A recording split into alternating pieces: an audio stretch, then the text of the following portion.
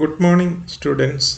നമ്മൾ first year computer ആപ്ലിക്കേഷനും സയൻസിനും പൊതുവായിട്ടുള്ള ഒരു ചാപ്റ്ററാണ് ഡിസിപ്ലിൻ ഓഫ് കമ്പ്യൂട്ടിംഗ്. ഇന്ന് നമ്മൾ അതിൽ ഡിസിപ്ലിൻ ഓഫ് കമ്പ്യൂട്ടിങ്ങിൽ നമ്മൾ നോക്കാൻ പോകുന്നത് മനുഷ്യൻ്റെ സിവിലൈസേഷൻ്റെ ഭാഗമായി നമ്പേഴ്സ് ഏതൊക്കെ സംസ്കാരത്തിൽ കൂടെ കണ്ടുപിടിക്കപ്പെട്ടു, അതിൻ്റെ എവല്യൂഷനെയും കുറിച്ചാണ് നമ്മൾ ഇന്ന് നോക്കാൻ പോകുന്നത്. അപ്പം നമ്മൾ ഈ കമ്പ്യൂട്ടർ എന്ന് പറയുമ്പോൾ നമുക്ക് ഇന്ന് കയ്യിൽ മൊബൈലുണ്ട്, കാൽക്കുലേറ്റർ ഉണ്ട്, ലാപ്ടോപ്പ് ഉണ്ട്, ഡെസ്ക്ടോപ്പ് ഉണ്ട്, ഇങ്ങനെ പല രീതിയിലുള്ള കമ്പ്യൂട്ടേഴ്സിനെ നമ്മൾ കാണുന്നുണ്ട്. അപ്പം ഈ കമ്പ്യൂട്ടറിൽ നമുക്കറിയാം സംഖ്യകളുടെ ഒരു കണക്കാണെന്ന് നമുക്കറിയാം. അപ്പം മനുഷ്യൻ്റെ ചരിത്രം പരിശോധിച്ചാൽ തന്നെ മനുഷ്യൻ എണ്ണാൻ പഠിച്ചതാണ് മനുഷ്യൻ്റെ മുമ്പോട്ടുള്ള ആ ചരിത്രത്തിൻ്റെ ഒരു ഓട്ടത്തിൻ്റെ ഒരു ഭാഗമെന്ന് നമുക്ക് മനസ്സിലാകും. അപ്പോൾ അവൻ ഓരോ കാര്യങ്ങളെ എണ്ണിയത് ഏതൊക്കെ രീതിയിലാണ്. ആദ്യകാലത്തുള്ള മനുഷ്യന് പേപ്പറോ അല്ല ഇന്ന് കാണുന്ന പോലത്തെ മൊബൈലോ ഒന്നുമില്ല. അവൻ്റെ മുമ്പിൽ പ്രകൃതിയിലുള്ള പല കാര്യങ്ങളായിരുന്നു. കളിമണ്ണുണ്ട്, കല്ലുണ്ട്, അപ്പം അതുപോലെ തന്നെ ചില്ലിക്കമ്പുണ്ട്.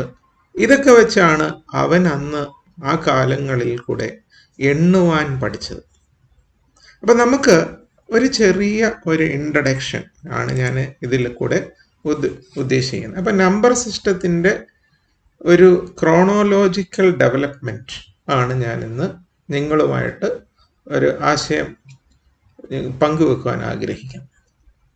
അപ്പം നമ്മുടെ പല പുരാതന മനുഷ്യരും അവർ ആ കാലങ്ങളിൽ ഞാൻ മുമ്പേ പറഞ്ഞതുപോലെ കല്ലുകൊണ്ട് അല്ലെങ്കിൽ മരത്തിൻ്റെ കമ്പ് കൊണ്ടോ അല്ലെങ്കിൽ നിലത്ത് ഓരോ സിമ്പിൾസ് ഒക്കെ എഴുതിയൊക്കെ ആയിരിക്കാം അവരുടെ ആ കാലഘട്ടം മുമ്പോട്ട് വന്നത്. അപ്പം നമ്മുടെ ചരിത്രം നോക്കിക്കഴിഞ്ഞാൽ ഏറ്റവും പുരാതനമായ നമ്പർ സിസ്റ്റത്തിൽ വരുന്ന ഒന്ന് ഈജിപ്ഷ്യൻ നമ്പർ സിസ്റ്റമാണ്. ഈജിപ്ഷ്യൻ നമ്പർ സിസ്റ്റത്തിൻ്റെ ഏറ്റവും വലിയൊരു പ്രത്യേകത എന്ന് പറഞ്ഞാൽ ഇന്ന് നമുക്കറിയാം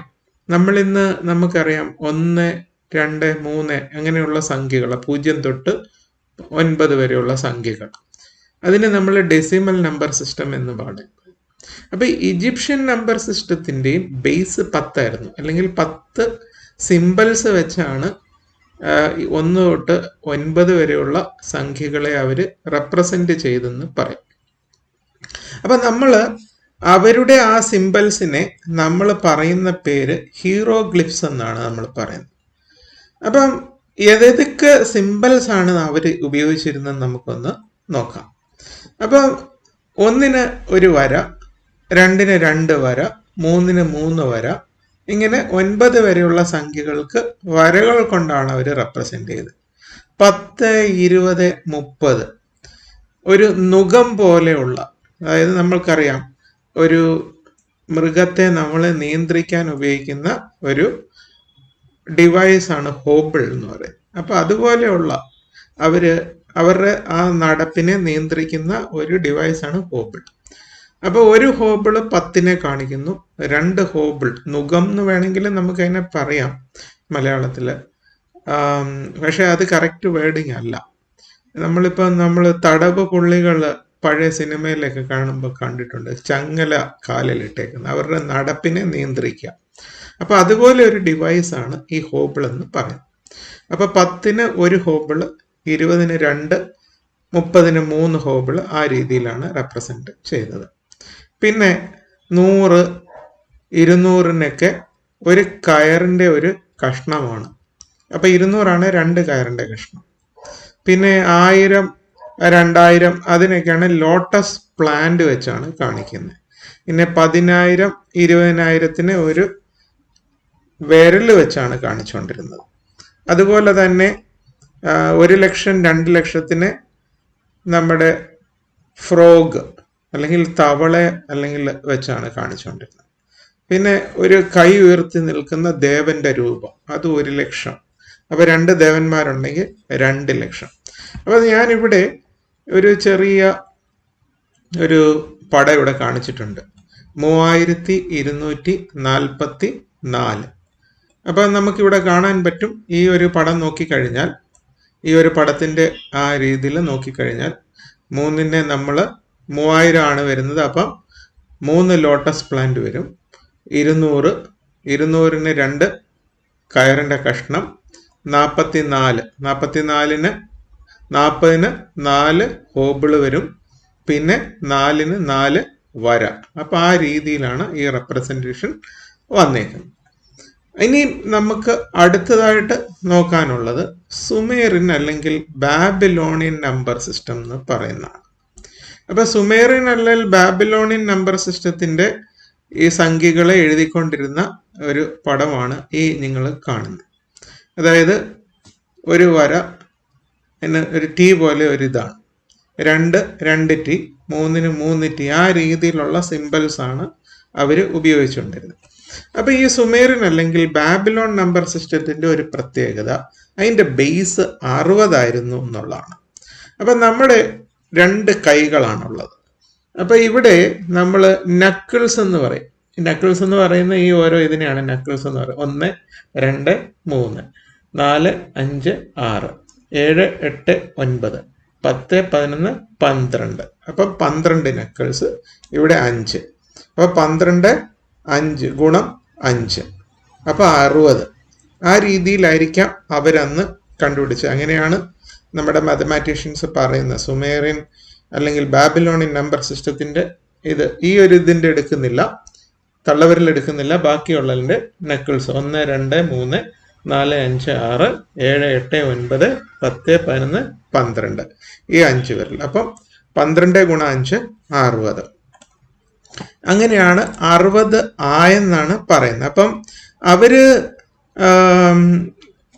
ടാബ്ലറ്റ്സ്, അതായത് ഇന്ന് കാണുന്ന ഇഷ്ടിക പോലത്തെ ഇതിലാണ് ഇങ്ങനെയുള്ള നമ്പേഴ്സൊക്കെ അവരന്ന് എഴുതിക്കൊണ്ട് ഇരുന്നത്. അപ്പോൾ ഈ സുമേർ എന്ന ഭാഗം, സുമേർ എന്ന് പറയുന്ന ഇന്നത്തെ ഇറാഖിലുള്ള ഒരു സ്ഥലമാണ്. ആദിമ മനുഷ്യൻ ചക്രം, കലപ്പ മുതലായ കാര്യങ്ങൾ കണ്ടുപിടിച്ച ഒരു നാടാണ് സുമർ.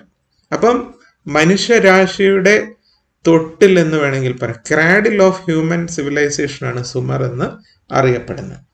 അപ്പം ഈ ഒരു number system 3rd millennium before Christ BC-യിലാണ് കണ്ടുപിടിക്കപ്പെട്ടത്. അത് വെച്ച് നമുക്ക് സമയം കണ്ടുപിടിക്കാൻ നമ്മൾ പഠിച്ചു. അതായത് 12 മണിക്കൂർ, 12 ഗുണം 2 24 മണിക്കൂർ.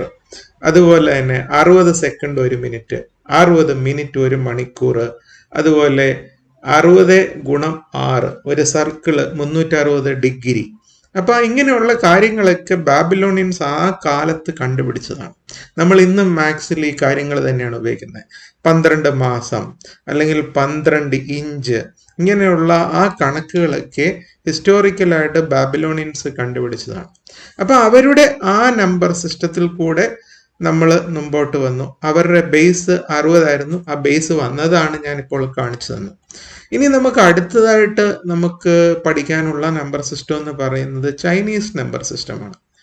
ഇത് ബാബിലോണിയൻ നമ്പർ സിസ്റ്റത്തിന്റെ അത്രയും പുരാതനമല്ല, എങ്കിലും 2nd മില്ലേനിയം ബിഫോർ ക്രൈസ്റ്റ് BC-യിൽ കണ്ടുപിടിച്ചു. അവർക്ക് ബാബിലോണിയൻ നമ്പർ സിസ്റ്റത്തിന്റെ പോലെ തന്നെ ഒരു ചെറിയൊരു പ്രശ്നമുണ്ടായിരുന്നു. 0 എന്നതിന് ഒരു സിമ്പൽ ഇല്ലായിരുന്നു. അപ്പോൾ അവര് ഓരോ സംഖ്യകളെ ഓരോ മുളയുടെ കഷ്ണങ്ങൾ വെച്ചാണ് അവർ ഉപയോഗിച്ചുകൊണ്ടിരുന്നത്. ഇപ്പൊ നിങ്ങൾക്ക് ഇവിടെ കണ്ടു കഴിഞ്ഞാൽ കാണാൻ പറ്റും, ഒരു 1 പറയുന്നതിന് 1 മുള, 2ന് 2 മുള, അങ്ങനെ 5 വരെ 5 മുള വരും. 6ന് ഇന്നത്തെ ക്യാപിറ്റൽ T പോലെ വരും. 7ന് ഇന്നത്തെ നമ്മൾ പൈ സിമ്പൽ എഴുതുന്ന പോലെ. അതുപോലെ 8ന് 3 വര, മേളിൽ ഒരു കുറുകെ ഒരു വര. 9ന് 4 വര നമ്മൾ ഹൊറിസോണ്ടൽ വെർട്ടിക്കലായിട്ട് ഇടും, ഹൊറിസോണ്ടലായിട്ട് ഒരു ലൈന് നമ്മൾ ഇടും.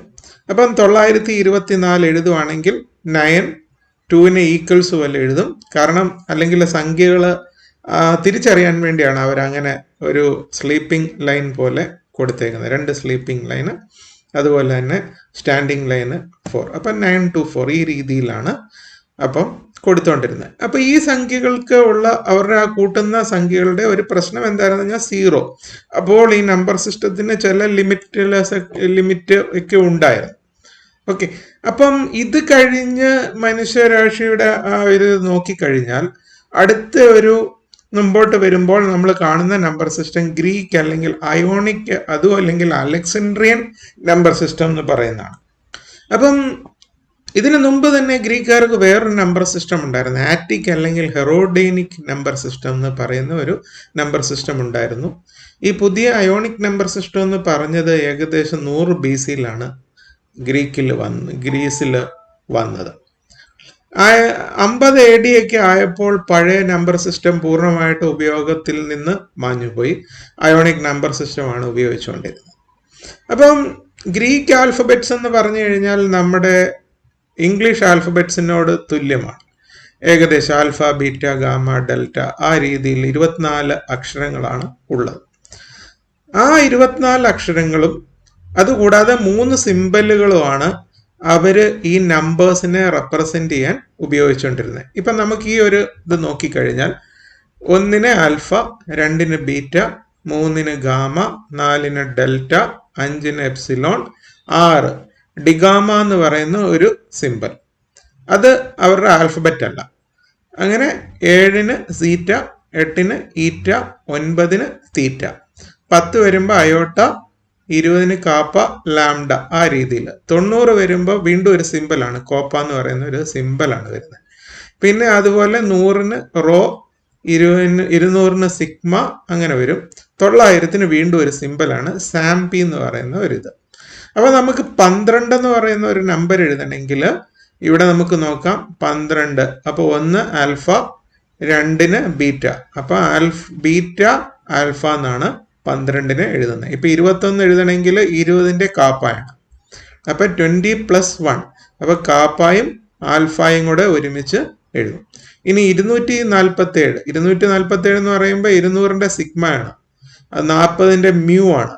അതുപോലെ 7 സെറ്റ ആണ് വരുന്നത്. അപ്പം സിഗ്മ മ്യൂ സെറ്റ എന്നാണ് നമ്മൾ എഴുതുന്നത്. ഇനി 1000, 2000, 3000 അവർ ഉപയോഗിച്ചുകൊണ്ടിരുന്ന ആൽഫ ബീറ്റ സംഖ്യകൾ തന്നെയാണ്. 3000 ഗാമ കൊടുക്കും. പക്ഷേ അതിൻ്റെ കൂടെ താനോസ് എന്ന് പറയുന്ന സിമ്പിൾ, അതായത് മോളിൽ ഒരു ചെറിയ വെട്ട്, ആ സിമ്പിൾ എന്ന് പറയുന്ന പേര് താനോസ് എന്നാണ്. അപ്പൊ ഈ സിമ്പിള് ആ ഓരോ അക്ഷരത്തിന്റെ മുമ്പിൽ കൊടുക്കും. അപ്പം നമ്മൾ ഇപ്പം 4000 എഴുതണമെങ്കിൽ ഡെൽറ്റയുടെ മേളിൽ ഒരു താനോസ് സിമ്പിൾ ഇടും. 5000 ആണെങ്കിൽ എപ്സിലോണിന്റെ മേളിൽ ആ സിമ്പിൾ ഇടും. അപ്പൊ ഈ രീതിയിലാണ് അവർ എഴുതിക്കൊണ്ടിരുന്നത്. ഇനി 666 എഴുതണമെങ്കിൽ നമുക്ക് നോക്കാം, ഡിഗാമ ആണ് ആദ്യം എഴുതിയേക്കുന്നത്. ഡിഗാമ കഴിഞ്ഞിട്ട് 6000 ഞാൻ പെട്ടെന്ന് വന്നത് 600 ആണെങ്കിൽ ഇവിടെ നമുക്ക് ചി എന്ന് പറയുന്ന സിമ്പിൾ ഉണ്ട്. പിന്നെ 60 സി ഉണ്ട്. പിന്നെ 6 ഡിഗാമ. അപ്പൊ ഈ 3 സിമ്പിൾസ് ഇങ്ങനെയാണ് അവര് എഴുതിക്കൊണ്ടിരുന്നത്. അപ്പം ഈ രീതിയിൽ ആണ് ഗ്രീക്ക് അല്ലെങ്കിൽ അയോണിക് നമ്പർ സിസ്റ്റം അവരുടെ ആൽഫബറ്റ്സിന്റെ സഹായത്തോടെയാണ് നമ്പേഴ്സിനെ റെപ്രസെന്റ് ചെയ്യാൻ ഉപയോഗിച്ചിരുന്നത്. വേറൊരു നമ്പറിന് സ്പെഷ്യൽ സിമ്പിൾ ഇല്ലായിരുന്നു എന്ന് നമുക്ക് കാണാൻ സാധിക്കും. അപ്പം 3, 6, 90, 900 ഈ 3 അക്ഷരങ്ങൾക്ക് മാത്രം അവർ സിമ്പിള് കടമെടുത്തു. അതായത് അവരുടെ ആൽഫബറ്റിൽ ഇല്ലാത്ത 3 സിമ്പിളുകളെ കടമെടുത്തു. ഇനി നമ്മൾ മുമ്പോട്ട് വരുമ്പോൾ പിന്നെ കാണുന്നത് റോമൻ നമ്പർ സിസ്റ്റമാണ്. അപ്പൊ ഈ റോമൻ നമ്പർ സിസ്റ്റത്തിന്റെ ഉപയോഗം ആദ്യമായിട്ട് രേഖപ്പെടുത്തിയത് 900-800 BC ഇടയ്ക്കാണ്. ഇതൊരു ബേസ് 10 നമ്പർ സിസ്റ്റമാണ്. പക്ഷെ അത് 0 എന്ന് പറയുന്ന ഒരു നമ്പർ അതിലും ഇല്ലായിരുന്നു. അപ്പൊ നമുക്ക് അതിലുള്ള ഒരു റെപ്രസെന്റേഷൻ ഒന്ന് നോക്കാം. അപ്പൊ നമുക്ക് കാണാം, ഇന്ന് നമ്മൾ യൂസ് ചെയ്യുന്ന നമ്പേഴ്സ് ഒക്കെയാണ്. 2 വന്നാൽ 2, 3. അപ്പോൾ നേരത്തെ 4 ആയിരുന്നു കൊടുത്തോണ്ടിരുന്നത്. പിന്നെ ഈ നമ്മളിപ്പോൾ വിക്ടറിയുടെ വിയുടെ സിമ്പലാണ്, അതിൻ്റെ പുറയിൽ 1 ഇട്ട് കഴിഞ്ഞാൽ അപ്പം 5-ൽ നിന്ന് 1 പുറകോട്ട് പോകുന്നെന്നാണ് ഈ സിമ്പലിന്റെ അർത്ഥം. അതാണ് IV എന്ന് നമ്മൾ എഴുതുമ്പോൾ 4 ആയിട്ട് ഇന്ന് വായിക്കുന്നത്. അപ്പൊ നമുക്ക് ഇവിടെ 1944 ഈ ഒരു സിമ്പലിന് എങ്ങനെ നമ്മൾ പണ്ട് എഴുതിക്കൊണ്ടിരുന്നു നോക്കാം. അപ്പൊ 1000 M ആണ്. ഇനി 900 എഴുതണമെങ്കിൽ 500 അത് D ഇവിടെ എഴുതി. ഇനിയും 400 ആണ് വരേണ്ടത്. അപ്പം നമുക്കറിയാം C 100. അപ്പം 4 പ്രാവശ്യം C ഇവിടെ എഴുതിയിട്ടുണ്ട്. ഓക്കെ, അപ്പൊ 1900. ഇനി 40 എന്ന് പറയുമ്പോൾ നമുക്ക് നോക്കാം 10 ആണ്. അപ്പൊ 4 പ്രാവശ്യം 10 എഴുതും. അപ്പൊ 40 ആയി. ഇനി നമുക്ക് എഴുതേണ്ടത് 4 ആണ്. 4ന് പണ്ട് എഴുതിക്കൊണ്ടിരുന്നത് 4i ആണ്.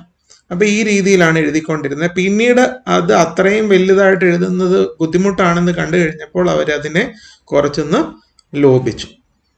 ഓക്കെ, ഇനി നമ്മൾ നോക്കാൻ പോകുന്നത് മായൻ അല്ലെങ്കിൽ വജിമസൽ അല്ലെങ്കിൽ വെജിമസൽ എന്ന് വേണമെങ്കിൽ ഉച്ചരിക്കാം ഈ ഒരു നമ്പർ സിസ്റ്റം. അതായത് അമേരിക്കൻ ഭൂഖണ്ഡത്തിലെ ഒരു സിവിലൈസേഷൻ ആയിരുന്നു മായൻ സിവിലൈസേഷൻ. അപ്പൊ ഈ ഒരു സിവിലൈസേഷന്റെ പ്രത്യേകത നമ്മൾ ബാക്കിയുള്ള ഏത് സിവിലൈസേഷനായിട്ട് നോക്കുമ്പോൾ ഇവർക്ക് കൊളംബസ് ചെല്ലുന്നവരെ ഇവർക്ക് യൂറോപ്പായിട്ടോ ഏഷ്യ ആയിട്ടോ ഒന്നും ബന്ധമില്ലായിരുന്നു. അപ്പൊ അവര് അവരുടെ സെപ്പറേറ്റ് ആയിട്ട് ഉണ്ടാക്കിയ ഒരു നമ്പർ സിസ്റ്റമാണ്. അവരുടെ ബേസ് 20 ആയിരുന്നു. അപ്പൊ ഈ ബേസ് 20 എങ്ങനെയാണ് കൂട്ടിയെന്ന് ഹിസ്റ്റോറിയൻസ് പറയുന്നത്, നമുക്ക് 5 വിരല് 2 കൈപ്പത്തി, അപ്പൊ 10 ആയി. നമ്മുടെ കാലിലേക്ക് നോക്കിക്കഴിഞ്ഞാൽ അവിടെയും 10 വിരലുകളുണ്ട്. അപ്പൊ അത് വെച്ചായിരിക്കാം 20 എന്നുള്ള ഒരു നമ്പർ സിസ്റ്റം അവർ കണ്ടുപിടിച്ചതെന്നാണ് പറയുന്നത്. ഇവർക്ക് ഈ 0യ്ക്ക് 3 സിംബൽസ് ഉണ്ടായിരുന്നു.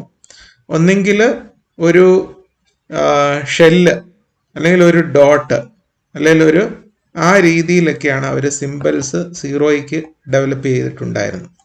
അപ്പം ഈ രീതിയിലുള്ള ഒരു നമ്പർ സിസ്റ്റം ആയിരുന്നു. അപ്പം 0യ്ക്ക് ഇങ്ങനെ ഒരു സിംബല്. അപ്പം ഈ ഒരു നമ്പർ സിസ്റ്റത്തിന്റെ പ്രത്യേകത എന്ന് പറഞ്ഞാൽ അവർക്ക് മറ്റുള്ള മനുഷ്യന്റെ സംസ്കാരമായിട്ട് ബന്ധമില്ലായിരുന്നു. അവരുടെ സ്വന്തമായിട്ടുള്ള ഒരു നമ്പർ സിസ്റ്റമാണ് ഫോളോ ചെയ്തുകൊണ്ടിരുന്നത്. ഇനി നമുക്ക് ഇന്ന് നമ്മുടെ ലോകങ്ങളിൽ നോക്കിക്കഴിഞ്ഞാൽ അവിടെ 0 കണ്ടുപിടിച്ചത് ആരാണെന്ന് ചോദിച്ചാൽ നമ്മുടെ ഹിന്ദു നമ്പർ സിസ്റ്റമാണ്. അപ്പൊ ഈ ഹിന്ദു നമ്പർ സിസ്റ്റത്തിന്റെ ഒരു പ്രത്യേകത എന്ന് പറഞ്ഞാൽ ബ്രഹ്മി നമ്പർ സിസ്റ്റത്തിൽ നിന്നാണ് ഹിന്ദു നമ്പർ സിസ്റ്റം ഉണ്ടായത്. അപ്പം പേർഷ്യൻ നമ്പർ സിസ്റ്റം അല്ലെങ്കിൽ അറബിക് നമ്പർ സിസ്റ്റവും കൂടെ ചേർന്ന് കഴിഞ്ഞപ്പോൾ ഹിന്ദു അറബിക് നമ്പർ സിസ്റ്റം എന്ന് പറയുന്ന ഇതിലാണ് 0 എന്ന് പറയുന്ന ഒരു സംഖ്യ ആദ്യമായിട്ട് രേഖപ്പെടുത്തുന്നത്. അപ്പം ഈ ഒരു ബാക്കിയുള്ള നമ്മുടെ ചൈനയിലോ അല്ലെങ്കിൽ റോമനോ അതും അല്ലെങ്കിൽ ബാബിലോണിയനോ ഇവരുടെ ഒന്നും ഇതിനകത്ത് 0യുടെ ഒരു സിമ്പൽ കാണിക്കുന്നില്ല. മായൻ നമ്പർ സിസ്റ്റത്തിൽ 0 കാണിക്കുന്നുണ്ട്. അപ്പം 0 ഒഴിച്ച് ഹിന്ദു നമ്പർ സിസ്റ്റം 0 അല്ലാതെ മായൻസ് ഉപയോഗിച്ചിരുന്നതായിട്ട് കാണാം. പക്ഷേ അവർക്ക് ചരിത്രപരമായി ബാക്കിയുള്ള നമ്പർ സിസ്റ്റമായിട്ട് ബന്ധമില്ല. അപ്പം ഇന്ത്യയുടെ ഏറ്റവും വലിയ കോൺട്രിബ്യൂഷൻ എന്താന്ന് ചോദിച്ചാൽ, അല്ലെങ്കിൽ മായൻ നമ്പർ സിസ്റ്റത്തിന്റെ കോൺട്രിബ്യൂഷൻ, പക്ഷേ എന്താ പറയുന്നത്, അവരുടെ ഭാഗ്യമില്ലായ്മ എന്ന് വേണമെങ്കിലും പറയാൻ സാധിക്കും. അപ്പൊ ഈ 2 നമ്പർ സിസ്റ്റത്തിലും, അതായത് ഇന്ത്യൻ അല്ലെങ്കിൽ ഹിന്ദു നമ്പർ സിസ്റ്റത്തിലും മായൻ നമ്പർ സിസ്റ്റത്തിലും നമുക്കറിയാം ആര്യഭട്ടൻ അങ്ങനെയുള്ള പലരും അസ്ട്രോണമിക്കലായിട്ടുള്ള ഒബ്സർവേഷൻസ്, അല്ലാതെ ആകാശത്തിലെ ഓരോ പ്ലാനറ്റ്സിന്റെ കാര്യങ്ങളെക്കുറിച്ചോ ഉള്ള കാര്യങ്ങളും ഒക്കെ അവർ രേഖപ്പെടുത്തിയിട്ടുണ്ട്. അപ്പം ഇന്ന് നമ്മുടെ ആധുനിക ലോകം ഫോളോ ചെയ്യുന്ന ഒരു നമ്പർ സിസ്റ്റം ഏതെന്ന് ചോദിച്ചു കഴിഞ്ഞാൽ നമുക്ക് അഭിമാനത്തോടെ പറയാൻ പറ്റും ഹിന്ദു അറബിക് നമ്പർ സിസ്റ്റം ആണ് ഇന്ന് ലോകത്ത് യൂസ് ചെയ്യുന്നത്. കാരണം അതിൻ്റെ ആ ഓരോ എവല്യൂഷനാണ് നമ്മൾ കാണുന്നത്. ബ്രഹ്മി നമ്പർ സിസ്റ്റത്തിൽ 1 2 3 4 5 6 7 8 9 അത് പിന്നീടുള്ള വന്നപ്പോൾ 0 അവിടെ വന്നതായിട്ട് നമുക്ക് കാണാൻ സാധിക്കുന്നുണ്ട്. അപ്പം നിങ്ങൾക്ക് ഈ ഒരു നമ്പർ സിസ്റ്റത്തിൻ്റെ ഒരു ക്രോണോളജിക്കൽ ഓർഡർ നിങ്ങൾക്ക് ഇപ്പോൾ ഏകദേശം ഒരു ഐഡിയ കിട്ടിയെന്ന് വിശ്വസിക്കുന്നു. കൂടുതൽ നിങ്ങൾക്ക് സംശയങ്ങളുണ്ടെങ്കിൽ തീർച്ചയായിട്ടും എൻ്റെ ഇമെയിലിൽ കൂടെ നിങ്ങൾക്ക് ചോദിക്കാവുന്നതാണ്. Thank U.